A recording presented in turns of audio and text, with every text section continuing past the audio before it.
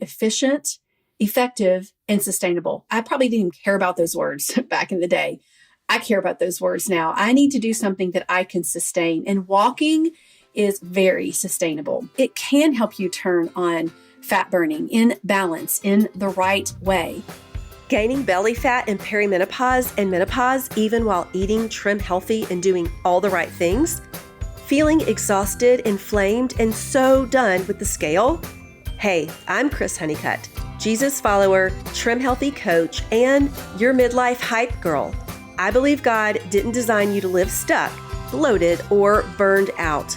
This podcast helps you partner with your hormones, ditch the belly fat, and finally feel strong, calm, and confident in a body you actually enjoy living in.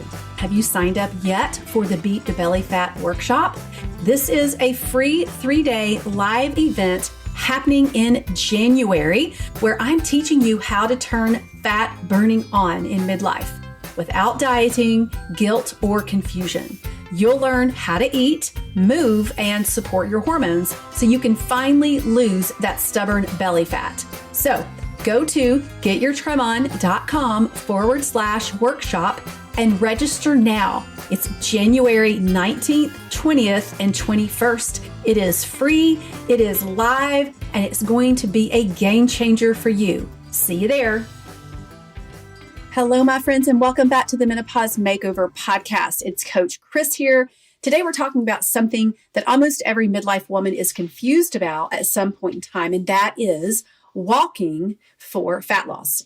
Because on one hand, you've probably been told by me and others, walking isn't enough. You need harder workouts. You have to push yourself to see results. But on the other hand, when you do push yourself harder, more cardio, longer workouts, less rest, your body feels inflamed, exhausted, hungrier, and the belly fat isn't budging. So today, I want to clear this up once and for all. And we're going to talk about why walking actually works hormonally in midlife. And really, it's about balance. Isn't that the answer to everything? Is balance. Why more walking isn't better anymore, and how to use walking strategically so it supports fat loss instead of sabotaging it. And if you've ever wondered, am I doing too much or am I not doing enough? This episode is for you. So let me start here. I can't tell you how many women I coach who say something like, I walk every day, but I don't feel like it's enough. Or I used to run, do HIIT, boot camp classes, but now I'm just tired and sore all the time. And here's what's usually happening before they found walking again. They were doing more cardio, more intensity, more punishment type exercise. But instead of losing weight, they were gaining weight. Instead of feeling energized, they felt depleted. And instead of feeling strong, they felt inflamed. And that's when they start questioning themselves. Friends, this is not laziness. This is just your body communicating. And I did this back in the day because I happened to be, not anymore, an over-exerciser, and walking was never, ever enough. It had to be some type of high intensity exercise daily and for a lengthy period of time. For a while, your body can handle that. And I don't even know that it's really good for your body anyway, even in your 30s.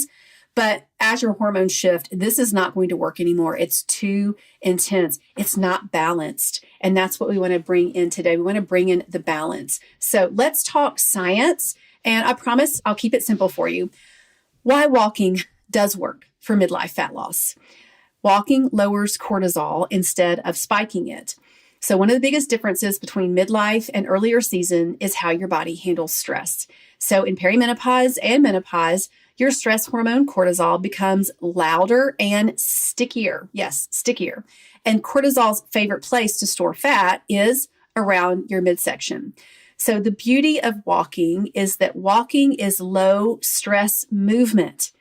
That's what we want, low stress movement. It tells your nervous system you're safe.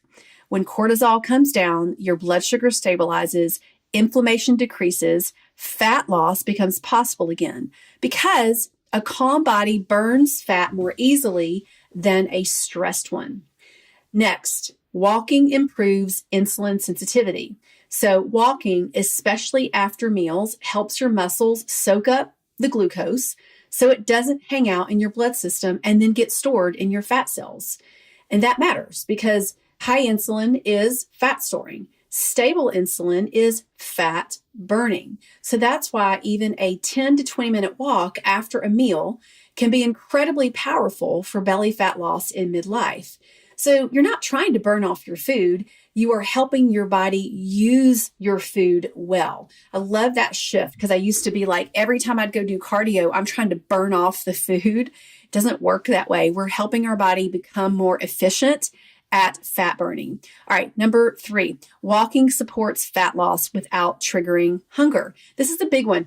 Sometimes when we increase our cardio and even strength training, it does increase our appetite. It does raise our cortisol and it can drain our energy. Whereas walking can support your fat burning without doing those things. It doesn't really make you ravenous when you are adding walks to your day. And it's also sustainable. And I don't know about you, I need efficient, effective, and sustainable. I probably didn't even care about those words back in the day. I care about those words now. I need to do something that I can sustain. And walking is very sustainable. All right, number 4, walking makes strength training work better. What? Strength training is non-negotiable after 40, and we know that. But walking can play a huge support role because walking is going to improve your circulation. It's going to reduce soreness. It's going to support muscle recovery. It's going to help you show up stronger your next workout. So think of walking, and it can also help increase serotonin and your mood, especially if you can get outside, get the fresh air and the sunshine. You're really working on the oxytocin as well. But think of walking as the glue that holds your movement together. I like to think of it like that. Pause, because I don't want you to miss this. If you've been stuck with stubborn belly fat following the Trim Healthy plan or any plan, but you're not seeing the scale budge, or you're feeling like your body has changed and nobody gave you the memo, you are not alone. That's why I'm hosting the Beat the Belly Fat Workshop, a free 3-day live event made just for midlife women like you. We're going to kickstart fat loss without deprivation, shame, or obsessing over every bite.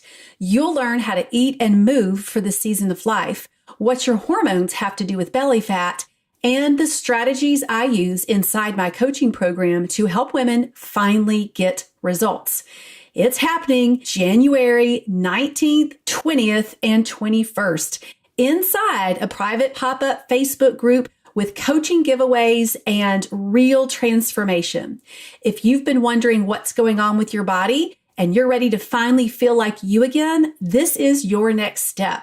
So go to getyourtrimon.com/workshop and grab your spot. It's free, but space is limited, and I really want to see you there. Again, you're going to go to getyourtrimon.com/workshop. See you there. Now let's talk about the other side of this, because yes, you can overdo walking. Here's how I see this happen most often. People that turn walks into punishment, walking too long underfueled, using walking to burn off food, never taking true rest days, and pairing long walks with intense workouts. Those are ways that you can use the walking, and it's really working against you. It's not supportive anymore at this point in time. It really starts to work against you. So more movement is not better, you guys. Really what we're looking for is at least 7,000 steps a day is a sweet spot. If you want to shoot for 10, that's good as well. But science shows that at least 7K steps a day. If you're not there yet, and maybe you're 2 to 3, start at 2 to 3,000 and work up to 4, and then work up to 5. And continue working up. We don't want to just jump into those steps if you aren't doing that yet. And then even on some of those walks, if you want to add some intensity, wonderful. Let's just not do it after an intense workout with strength training. Let's just not do it too long. One thing that I really like to do on my walks is take a 20-minute walk, and at the very end, I like to increase the intensity for about 5 minutes. Or I like to do some interval where I'm walking very quickly or maybe up a hill for 2 minutes, and then I recover for 2 minutes. This is a 20-minute walk, you guys. This does not have to be an hour. So there's specific ways that you can use your walking to really help turn on fat burning and support your body. So this is where the magic happens. Walking after meals walking on rest days from strength training or on stressful days. And 20 to 45 minutes is the sweet spot. And it can be broken up into shorter walks. It's actually, I believe, better to do that throughout the day. And then you really want to go at a conversational pace. If you want to add a little bit of intensity, 20 minutes, something like that, great, let's do that. But you're going to overdo it if we go more than that. So we're not really looking at speed goals or calorie goals or anything like that. We want to really support our hormones with smart walking. And normally you don't have to fuel before your walk, but if you're exhausted, let's get a little fuel in our body.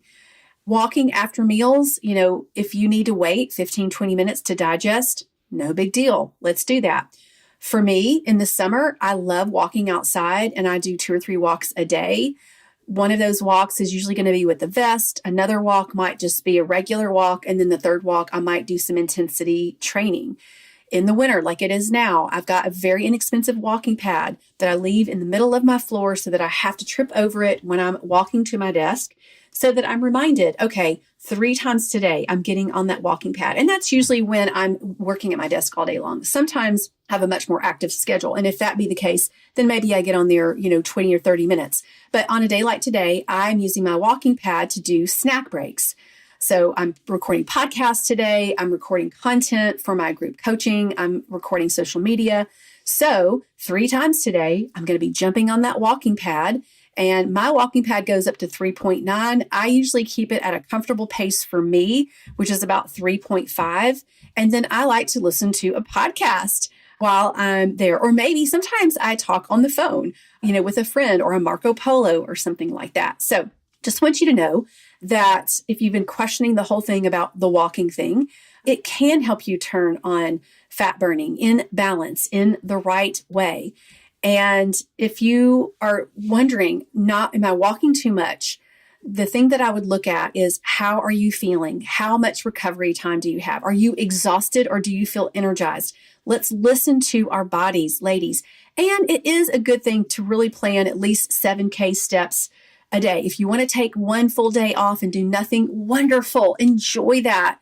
Sometimes I do that. Not always, but sometimes I do that. But let's continue our walking and continue meeting yourself where you are with your walking so that you don't start too quickly and you're not overdoing it, but you're walking at the pace that you need to walk to turn on your fat burning. Did you know that I have a free community of women in midlife just like you?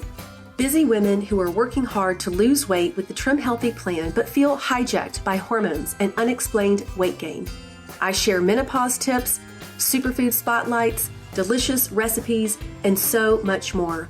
Come join us at facebook.com/groups/get your trim on. So Chris has changed my life in so many ways. One of the biggest ways is I prep more. I was not someone who likes to cook, and I can't say it's my favorite still, but I can get those 100 grams of protein in, no problem, because I prep. I have the EAAs.